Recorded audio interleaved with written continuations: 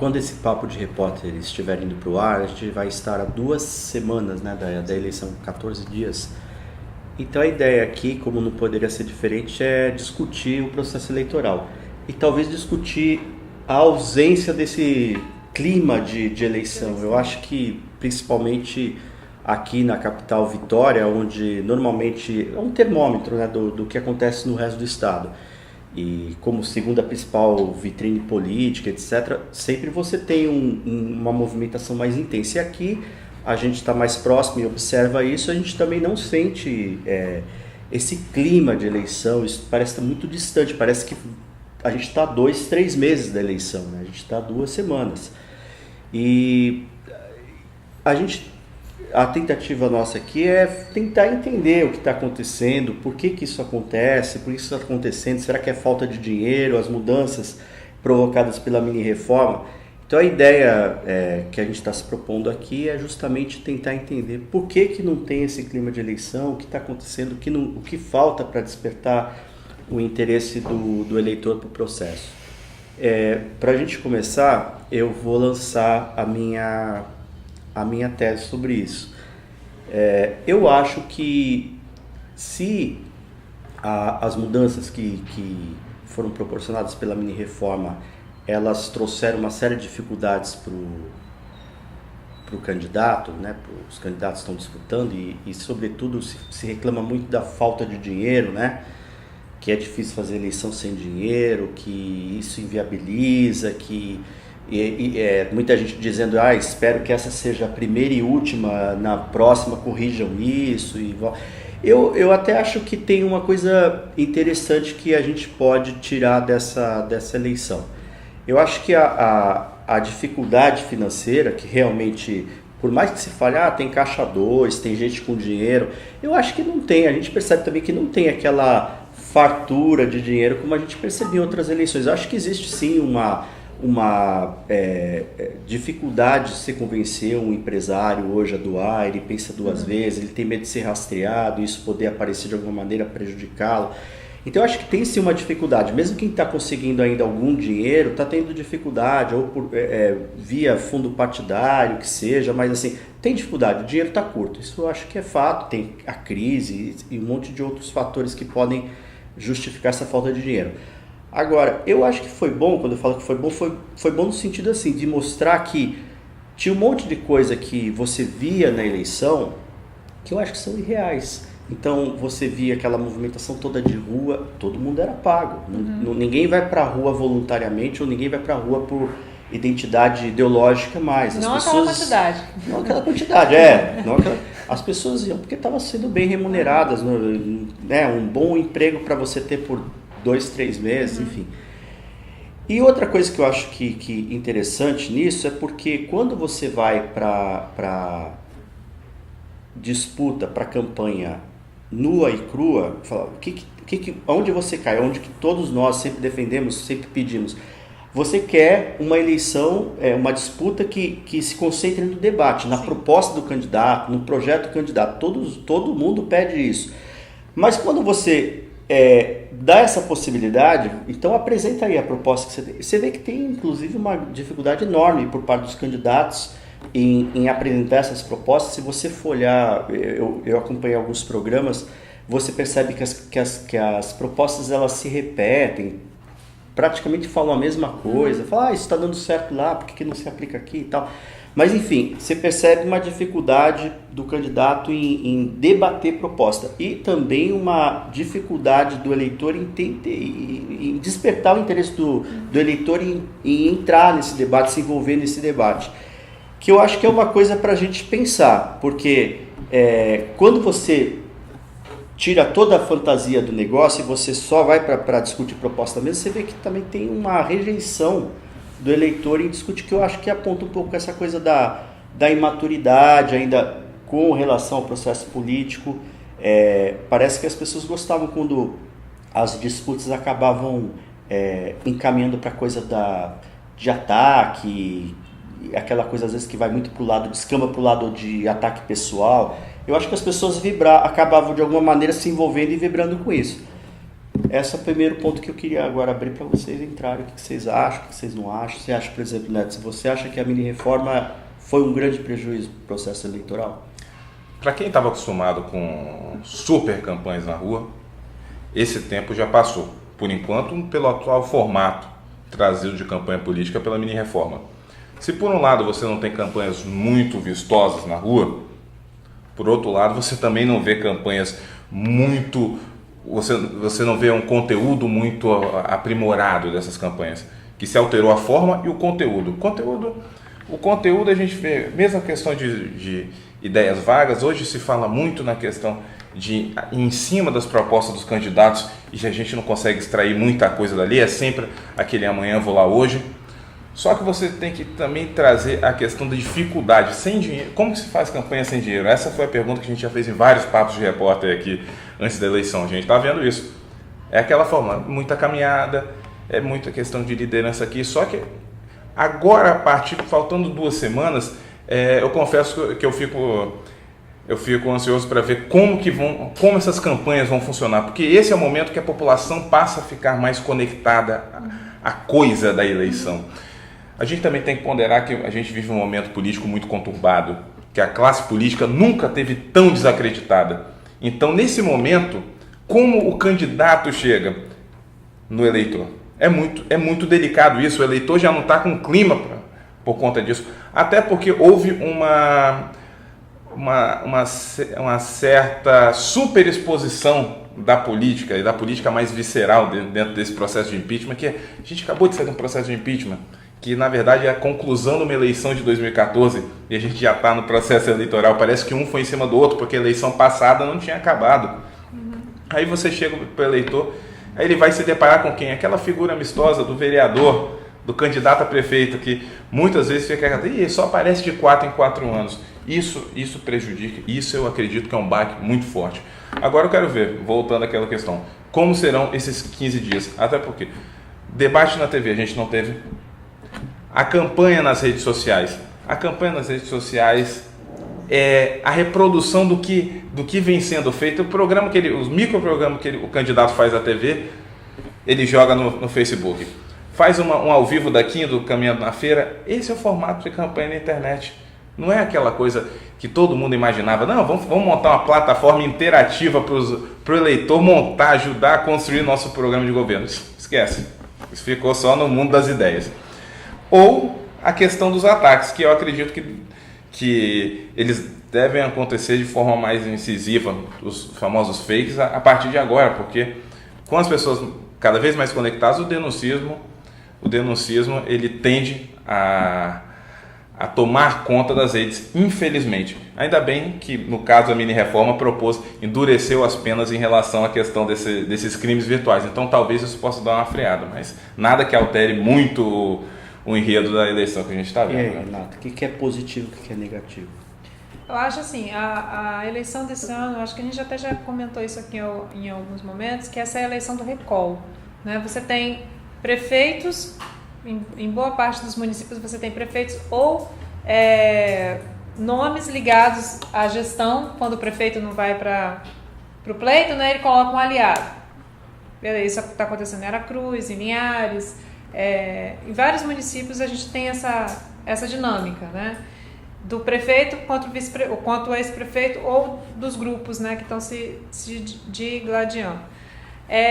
Mas a gente não vê o embate de propostas, assim, a gente não vê as comparações de gestão. Isso é uma coisa interessante, porque você tem os dois grupos disputando, mas você não vê porque na minha gestão foi... Isso poderia ter acontecido na Serra. Uhum. A grande expectativa era de que isso acontecesse na Serra. Mas como o atual prefeito ficou um mês fora da disputa, né?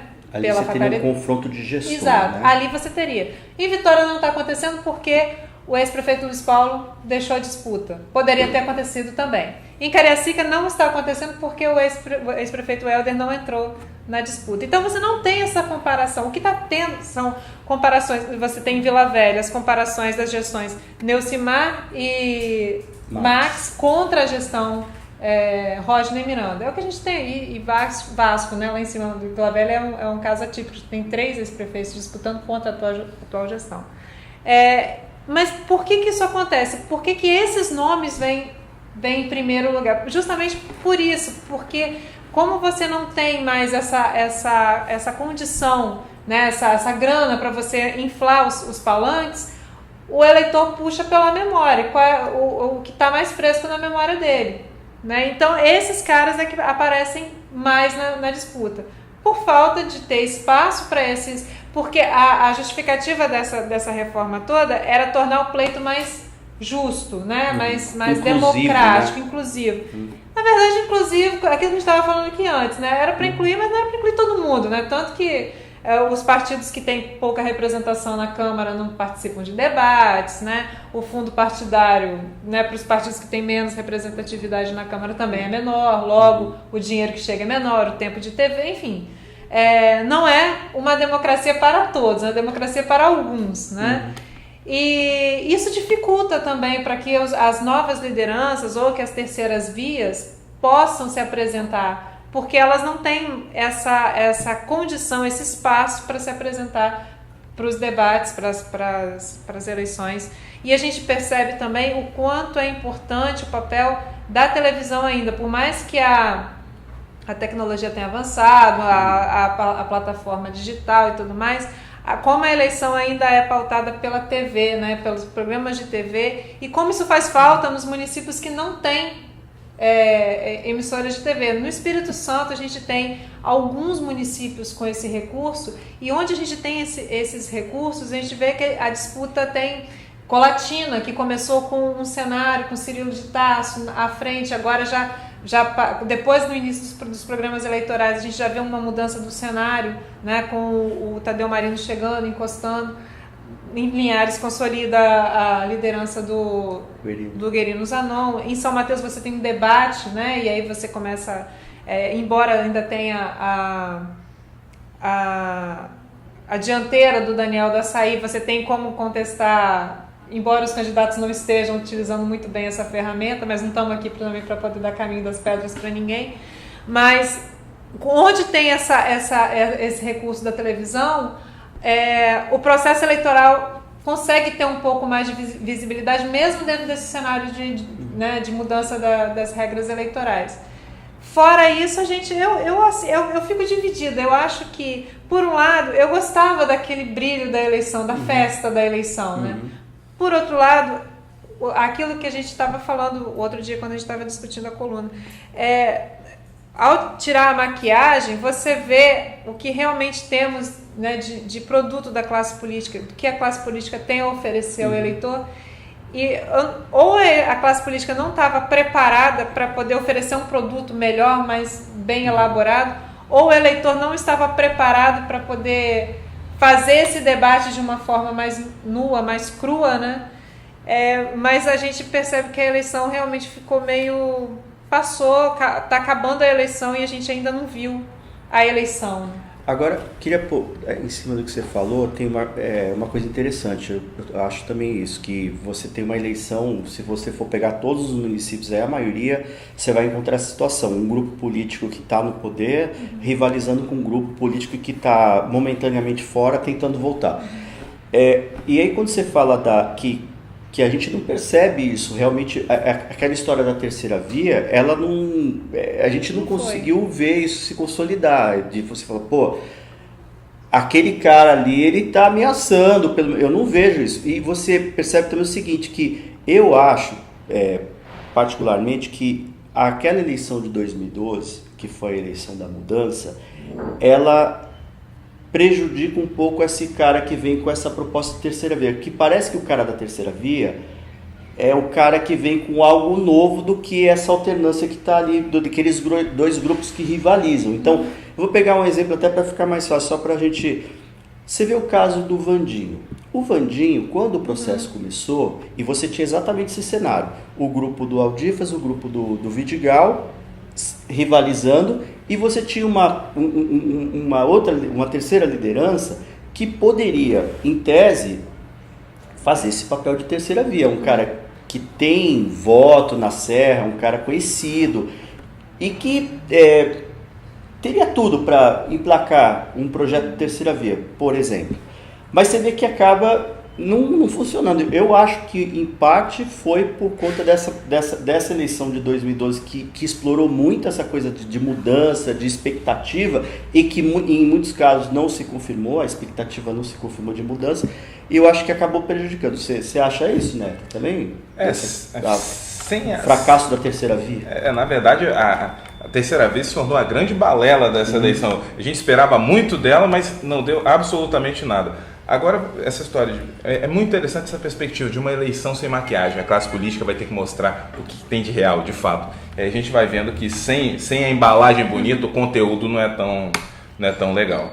Agora, com relação a essa questão também da terceira via, de não conseguir se apresentar, é porque também não teve espaço, também porque o eleitor não está disposto a saber de mais nada. Ele não quer saber de mais nada. É o que está tendo aí, eu tenho que escolher entre um e outro. Então tá, esse daqui, pronto, acabou. Essa repulsa também do eleitor em receber novas ideias, porque ele já não tem mais disposição ele já partiu do princípio, olha de uma forma pasteurizada, ele já acha que político é tudo igual, muito por causa de tudo isso que aconteceu, desse cenário que a gente viveu no país, está vivendo no país. Mas talvez daqui para frente, né? Não sei se é o caso de eliminar essa fórmula, voltar ao que era antes. Talvez a gente precise ainda amadurecer um pouquinho mais e esperar alguns outros plays para poder se consolidar. A gente está falando mais assim, pensando na disputa para prefeito. Sim. E de vereador. Acho que o Neto fez até uma colocação, né, Neto? Você falou a tendência é que quase mais da metade seja mantida nas câmaras, né? Porque é a história do recall também, né? Sim, é o recall e da estrutura. Como um candidato novo, sem recursos, vai se estruturar para a questão de uma campanha? Só pegando como que funciona uma campanha à vereança. Geralmente é uma liderança comunitária, alguém que tem uma base local muito forte de apoio e sai praticamente do bairro eleito. Quando você pega isso e transporta para no caso dos vereadores na Câmara, aqui em Vitória, acredito que mais metade da Câmara vai retornar. Por quê? Porque eles já têm eles têm 4 anos de trabalho, de preparação, tendo estrutura de gabinete, você tem alguns casos aqui. Então, 4 anos em campanha. Né? São 4, na verdade são 4 anos em campanha, e você tem uma estrutura de gabinete, e aí sim, aí fica uma disputa totalmente desigual entre um candidato que sem recurso, ou até mesmo com recurso, que a gente está vendo, pelo menos aqui em Vitória, a gente está vendo um novo perfil de candidato, de empresário, de gente muito bem relacionada no meio empresarial, que tem certa estrutura financeira para suportar ali, mas fica muito complicado quando você tem todo um sistema de lideranças comunitárias que estão dentro de gabinete, fora os servidores de gabinete e os indicados dentro de prefeituras de administração pública. Essa é a campanha para vereador, porque de prefeito a gente tem essa questão de discurso e tudo mais, mas de vereador que a campanha é rua a rua. E dentro dessa questão de rua a rua, a mini-reforma eu acho que fechou os olhos para isso. Só mirou as majoritárias e esqueceu as proporcionais. Né?